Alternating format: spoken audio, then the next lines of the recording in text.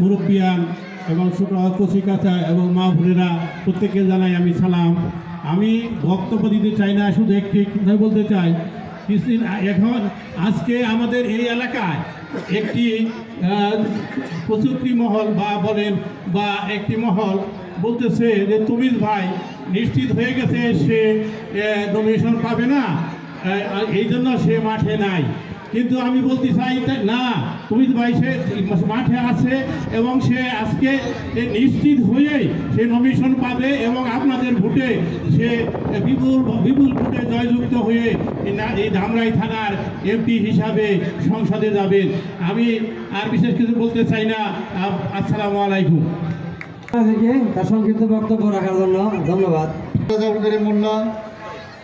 আজকের মত বিনিময় সভার প্রধান অতিথি হিসেবে আমাদের মাঝে উপস্থিত হয়েছেন ধামরাই বিএনপির সংগ্রামী সভাপতি, বারবার নির্বাচিত সাবেক উপজেলা চেয়ারম্যান, ঢাকা জেলা বিএনপির সংগ্রামী সিনিয়র সহসভাপতি এবং বাংলাদেশ জাতীয় নির্বাহী কমিটি বিএনপির অন্যতম প্রভাবশালী সদস্য, ধামরাইয়ের জননন্দিত নেতা জনাব হাজ তমিজ সাহেব উপস্থিত আছেন।